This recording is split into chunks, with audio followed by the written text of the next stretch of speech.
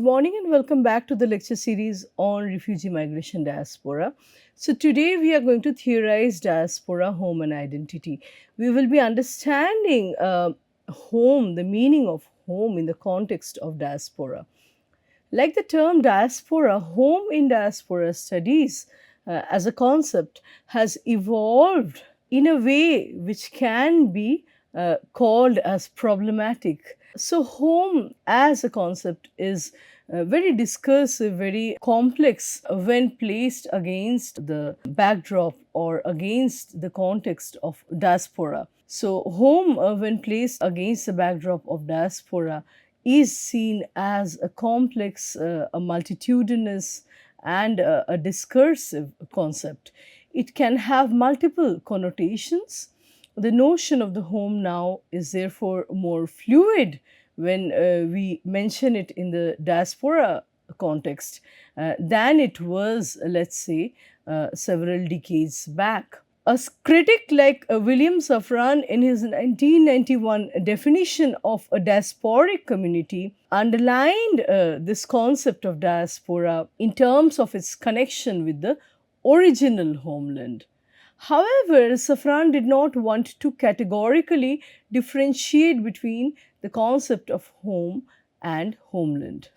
In his 2004 essay titled Deconstructing and Comparing Diasporas, Safran problematizes the concept of home and suggests a vivid distinction between home and homeland, thereby stating, I quote, the members of a diaspora may or may not have adjusted to life in the hostland, but they have a spiritual, emotional, and or cultural home that is outside of the hostland, unquote. So, home is not necessarily the original homeland from where one has migrated. It may, in fact, not be the ancestral homeland. For second generation diaspora, for example, a place where one was born and brought up is considered as home, and this home overlaps with the host land, which is a diaspora. So they don't have any cognition, any understanding of a home or a homeland outside of the diaspora space, the host land where they have taken birth and where they have grown up. Their immediate surrounding means home for them. This is something we find in Monica Ali's writing, right? We see that in Brick Lane, the second generation doesn't want to go back to Bangladesh. They have no understanding, they have no cognition or any memory of Bangladesh necessarily. They were born in London and they identify only as a Londoner. Now, Safran states that it can be considered that, I quote again, homeland of a South Asian resident of London may be Jamaica rather than Africa. The homeland of a Sikh resident in New York, born and raised in Rajasthan, may be the province of Rajasthan rather than Punjab. Similarly, the homeland of an Armenian American resident of California may be Russia or Romania rather than the land of Israel, unquote.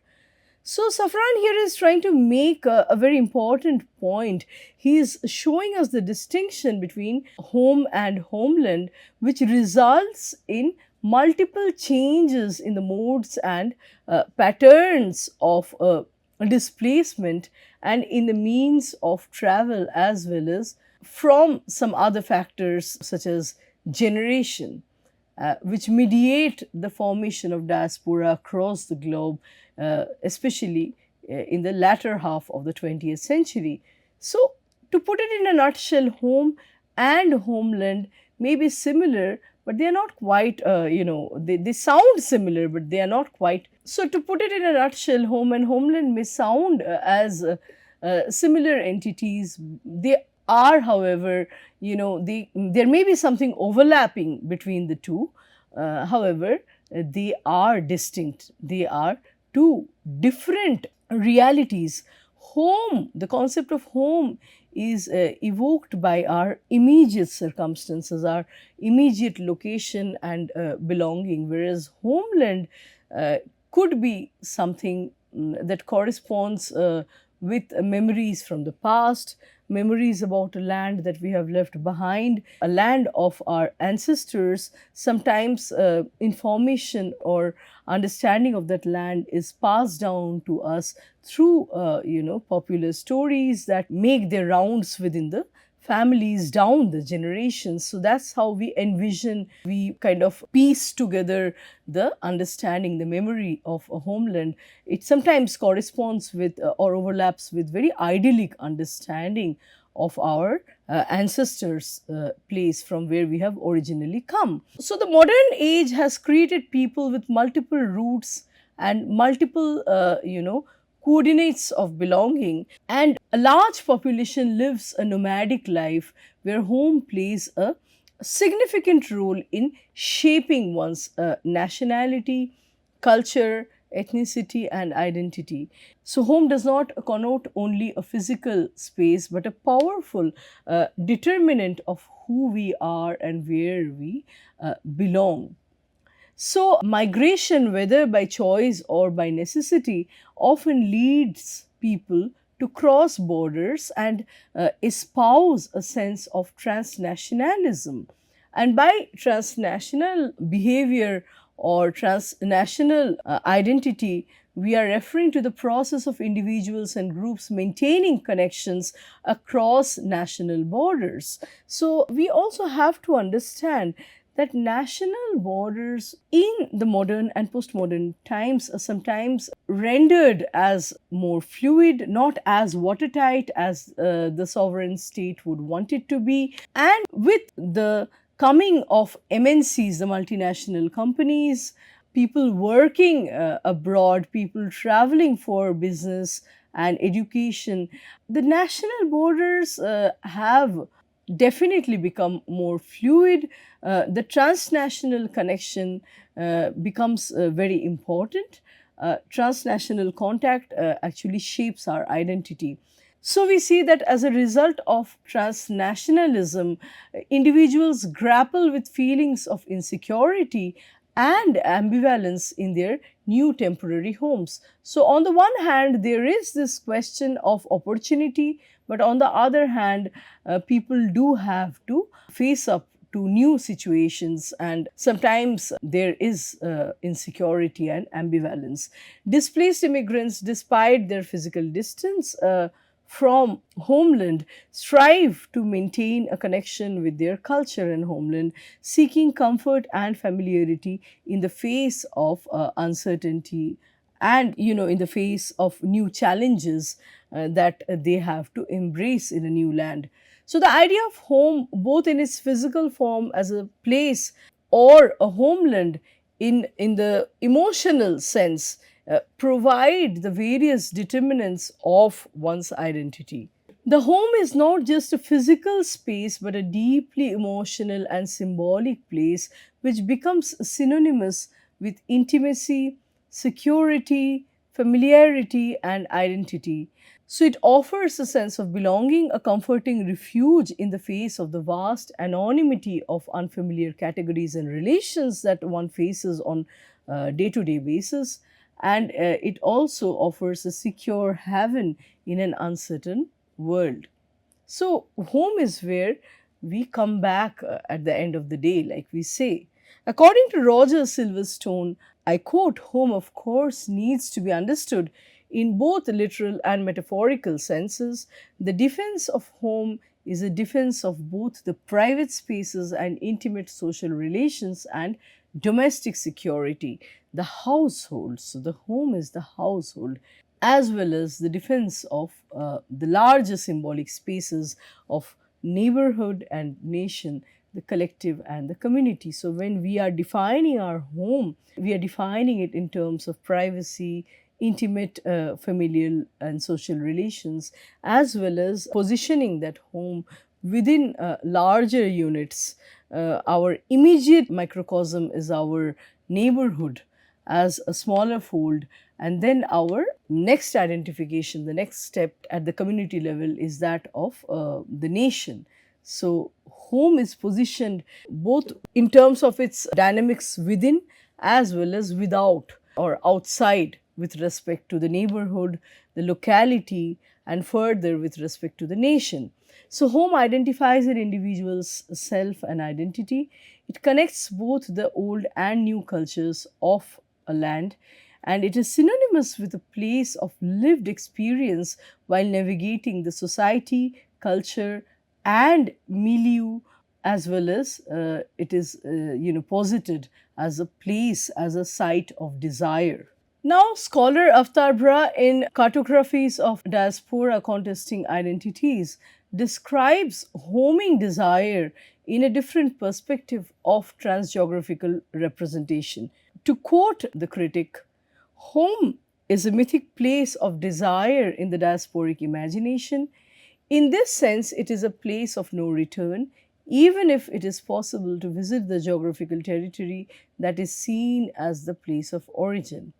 On the other hand, home is also the lived experience of a locality. Its sounds, smells, its heat and dust, balmy summer evenings, or the excitement of the snowball, shivering winter evenings, somber gray skies in the middle of the day, all of this as mediated by the historically specific everyday of social relations. All these things, the small memories, the mundane everyday memories, constitute the home. So, Brar states that the concept of home or homeland is intrinsic to the understanding of diaspora. The concept of diaspora, according to Aftar Bra, embodies a subtext of a home. Now, Famke's talk in Home and Memory also states, I quote, at the core of the concept of diaspora lies the image of a remembered home which stands at a distance both temporally and spatially, right?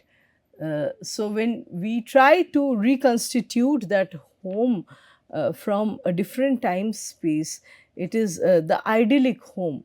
For the diaspora, it is the idyllic home that stands at a distance, both in terms of time and space. The spatial and temporal distance between homeland and hostland makes the longing for return to the place of origin as desirable, unless the history of dislocation turns out to be something traumatic. So, unless someone has left one's homeland behind under severe constraints, under severe political threats, or natural catastrophe or debacle, there is always this desire, underlying desire to go back to the place of origin. Even when in prosperity in the hostland, even if someone has achieved a lot in terms of social, economic, and cultural resources in the hostland, and can vouch himself or herself to be an established and successful person. And even if return to one's homeland may not be considered as very safe, one may still dream of a return to the place of origin, thereby showcasing the resilience of the diaspora community, even under very unsafe conditions back at home. And even if one is living a very good life in the host land, there would still be, in many cases, in most cases, the dream and the desire to go back to one's place of origin. A famous Hebrew poem by Yehuda Halevi, who is a medieval Spanish Jewish philosopher, draws attention in discussion to the concept of home. So Halevi's poem reads as follows: My heart is in the east and I in the uttermost west. How can I find savor in food? How shall it be sweet to me? How shall I render my vows and my bonds? While yet Zion lies beneath the fetter of Edom and I in Arab chains. A light thing would it seem to me to leave all the good things in Spain, seeing how precious in my eyes to behold the dust of the desolate sanctuary. So, this is how the poem goes. This given poem describes a nostalgic longing for the lost homeland. Home in the diasporic context, therefore, implies a loss which occurred in the past. It is constantly, a sense of melancholia that haunts the individual in diaspora, right? And a mourning for that lost land, that sense of loss. The gravity of the sense of loss is contingent upon how much the diasporic subject assimilates the loss, how much one actually realizes or kind of feels the loss or consciously relates to this loss of land. So, home therefore resides in the imaginary domain of the displaced diasporic subjects. In this context, scholar and critic Vijay Mishra's exploration of the imaginary is very important in our understanding of home and nostalgia. Mishra's use of the imaginary in his analysis of the Indian diaspora and its literature opens up a space for discussion and at the same time underscores the significant role that unconscious spaces may play towards shaping literary portrayals of diasporic experiences.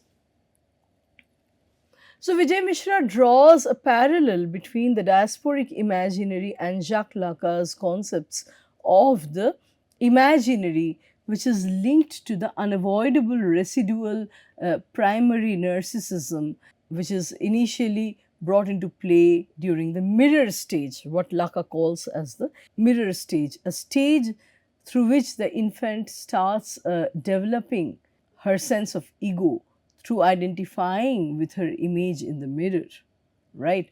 So, Mishra is drawing this parallel between the diasporic imaginary and the mirror phase, right?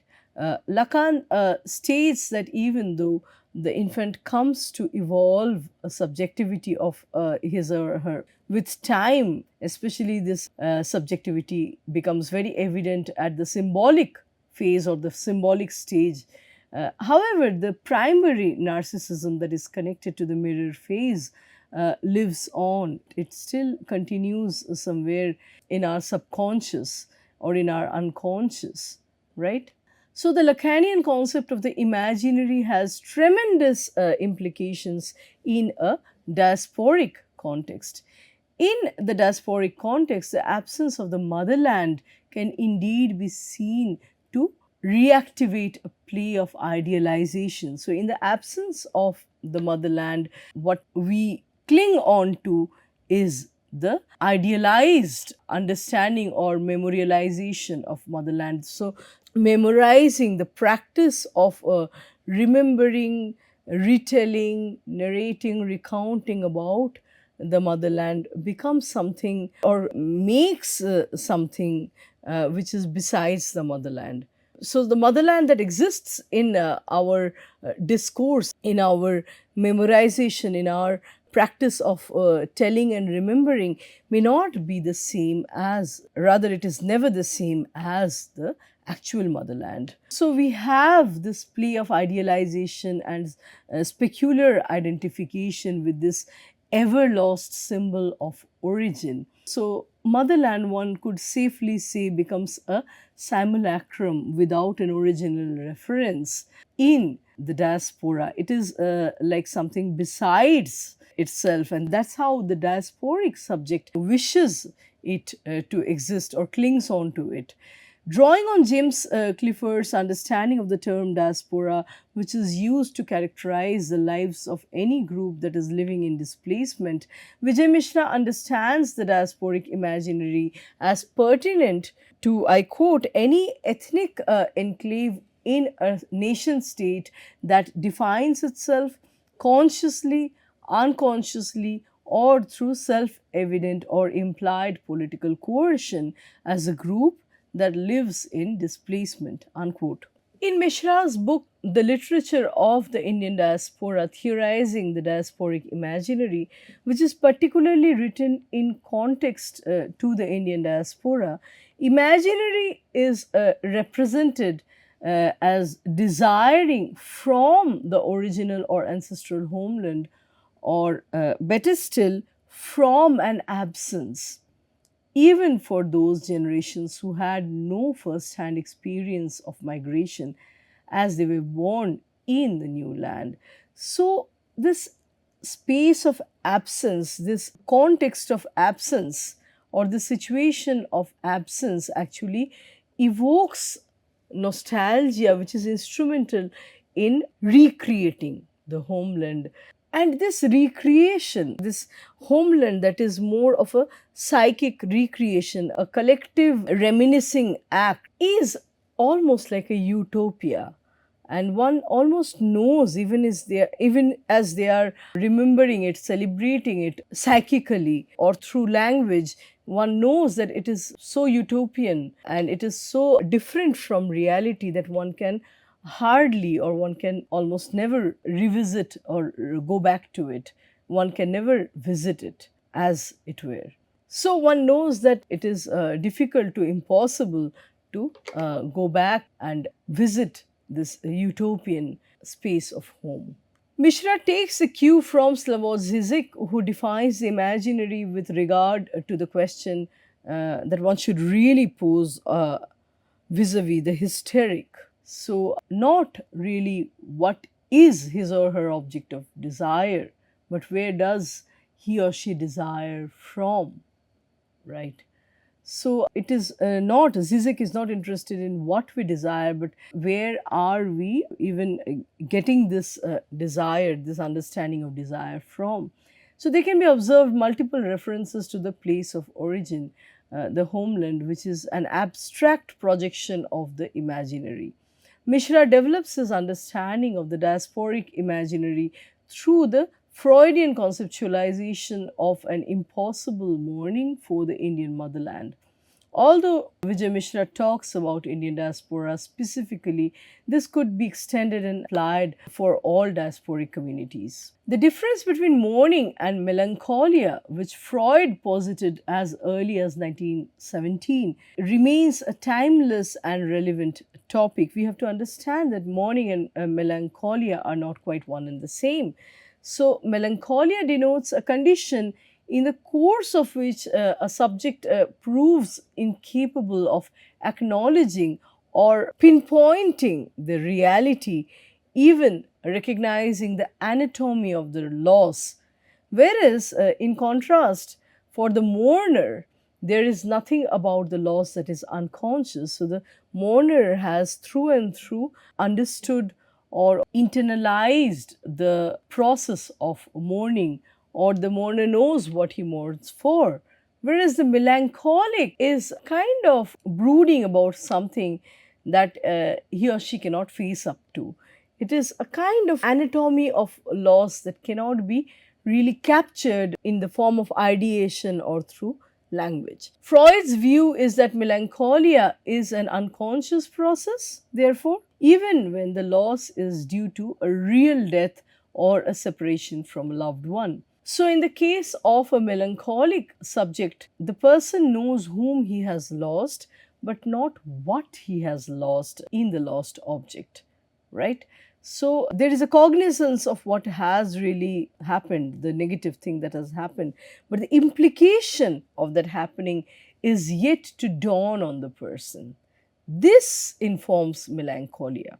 In the context of homeland, the diasporic subjects mourn for a lost homeland. However, soon the mourning becomes melancholia, from which the diasporic subjects are unable to return. So, mourning is more of a momentary process, it's more direct, and it's supposed to be something not going on forever, whereas melancholia is not something very pronounced, but it stays somewhere in the subterranean layer, somewhere in the unconscious, and it lingers like a brooding, like a silent cry, and one cannot really withdraw oneself from a melancholic temperament very soon or very easily. Scholar Delphine Munoz makes an observation on Vijay Mishra's understanding of Freudian concepts of mourning and melancholia as follows. So I quote Munoz at length. Under the regime of melancholia, any replacement of the lost object, for instance, by redirecting libidinal energy outwards towards the new land, is unthinkable, because to do so would be to taint the purity of the object lost, right? But any return to a before the break relationship with the lost object is also out of the question. Indeed, not only does the melancholically created India within defy representation, but the signifier India, in both its phantasmatic and its referential acceptations, now carries to the accusing marks of the source of trauma, right? Unquote. So, in this above quote, Mishra is basically meaning that for the diasporic subject, India has necessarily, following the departure, become synonymous with loss, departure, deprivation, and separation. So, there can be both of these things. One is the utopia that is being formed in our mind, in our collective reminiscence about the homeland, which is something larger than life, which is definitely blown out of proportion. On the other hand, sometimes the remembrance is loaded with accusatory elements such as loss, departure, deprivation, and separation. So that generates the melancholia. And melancholia, like we said, cannot pinpoint at what has been lost or what is the source of negativity. However, it keeps haunting us like a phantasmal presence. So, through the discussion on home in diaspora, it can thus be understood that it is a complex concept that has varied implications, that has a discursive, multiple interpretations, and its meanings vary from person to person.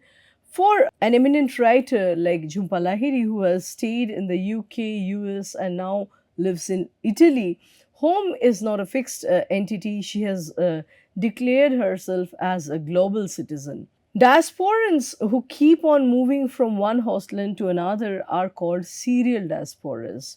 So, regarding the serial diasporas, Safran says that the members of serial diasporas who are going from one hostland to another may keep the homeland in their consciousness. However, such a homeland, if it exists at all, may be more than an utopia to which one is not expected to return. So the person has been displaced so many times from that home or that concept or that simulacrum called home that it is somewhere back in one's mind, present in one's language, maybe some of the habits, daily cooking, dressing, and all. However, it is not expected at the same time that one would return there, especially in the case of serial diasporas, where a person has moved away from the home many times over, is displaced from home many times over. Uma Parmeswaran, who is an Indian born, Canada based diasporic writer, in her famous essay entitled Home is Where Your Feet Are and May Your Heart Be There Too, argues that for a diasporian who is not a part of serial diaspora and not displaced multiple times from the homeland, the hostland could also be the home. For such a person where the original referent cannot be found or pinpointed anymore, which exists only at the idyllic level, it could be in the form of extreme imaginations, like we discussed already, through a utopian understanding, or conversely, a dystopian understanding, or a melancholic feeling which lingers in the form of a memory of home. For such a person, for such a population, the hostland could very well be the home in practice. Parmeswaran's essay was published in 1997, and Avtar Bhar's book Cartographies of Diaspora came out in 1999. These works presented a similar ambiguity regarding the concept of home vis-a-vis the diaspora. Bra, in fact, questions that in diaspora, where in fact is this home? So Salman Rushdie, who has in many of his interviews said that he considers India as his home, has further problematized the concept of home in his famous essay, Imaginary Homelands. And this is something we are going to discuss at length in our subsequent lecture. So let's discuss imaginary homelands in length in our next lecture to understand how it is very difficult to have material or concrete definition of home, or a constant definition and relation with this concept of home once you have stepped out of the boundaries of this home, right? So we see that Rushdie considers India as his home, but then he has problematized this concept so much in his essay Imaginary Homelands, which we are going to take up in our subsequent lecture. Thank you.